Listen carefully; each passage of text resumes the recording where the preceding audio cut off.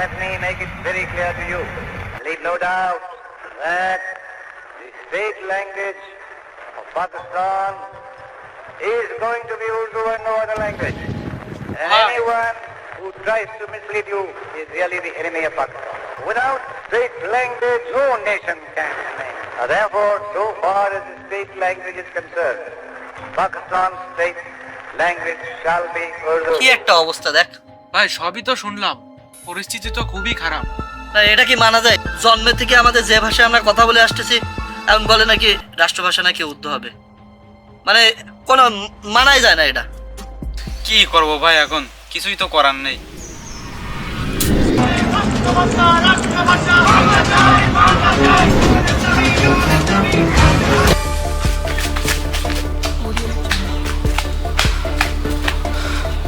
ভাই খবর শুনছেন? ঘোষণা না মেনে নিয়ে রাজপথে ছাত্র জনতা এগিয়ে যাচ্ছে অ্যাসেম্বলির দিকে। তাদের দাবি মাতৃভাষা বাংলা চাই। শোন, সবই তো আমরা শুনলাম, ঢাকা বিশ্ববিদ্যালয় থেকে মাতৃভাষা যাতে বাংলা থাকে এই নিয়ে আন্দোলন নামছে। এখন আমরাও তো তাই চাই, তাই না? আমাদের মায়ের ভাষা, আমরা যে ভাষা মুখ দিয়ে মানে বুলি ফুটছে যে আমাদের যে বাংলা ভাষায়, আমরা তো চাই না উর্দু আমাদের রাষ্ট্রভাষা। আমরা চাই যেখানে থাকি না কেন, আমরা লোক কম কিন্তু আমাদের সাধ্যমতো আমাদেরও তাদের পাশে থেকে সাপোর্ট করতে হবে। আমরা আমাদের এখানে আন্দোলন করে তুলব। চল সবাই চল, আমরা আজকে রাজপথে বেরোবো।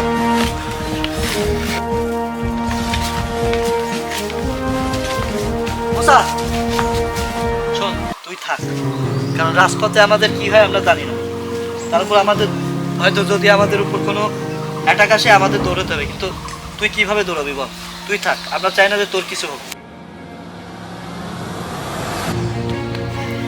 ভাই আমি বুঝতে পারছি আপনি আমার কথা চিন্তা করতেছেন, কিন্তু আমিও চাই আপনাদের সাথে রাজপথে যেতে। আমাকে বাধা দিয়েন না।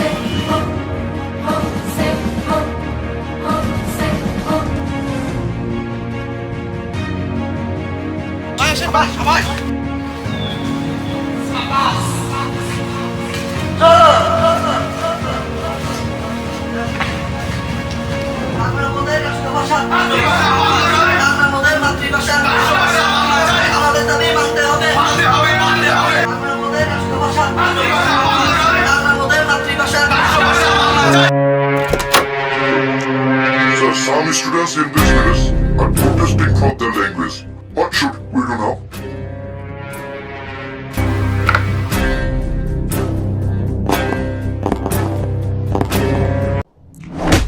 Okay, sir. I understand that everyone will die, no matter what you want. আমাদের দাবি মানতে হবে, বাংলা আমাদের রাষ্ট্রভাষা।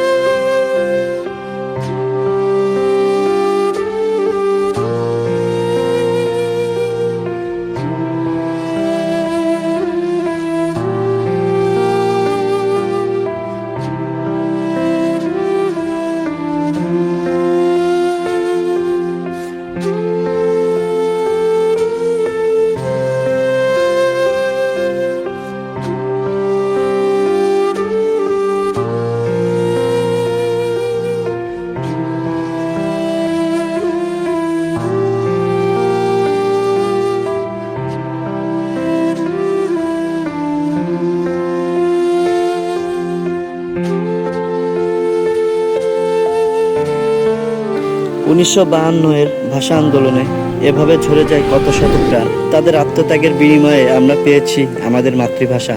আমরা যেন কখনো তাদেরকে ভুলে না যাই। যুগে যুগে এভাবে ছাত্ররা অন্যায়ের প্রতিবাদে অথবা কোনো বিপ্লব বা সংগ্রামে তাদের জীবন উৎসর্গ করে, প্রথমে 52, তারপর 71, তারপর 24। যুগে যুগে সকল শহীদদের জন্য আমরা মনে রাখি। তাদের প্রতি হৃদয় থেকে রইল বিনম্র শ্রদ্ধা ও সম্মান।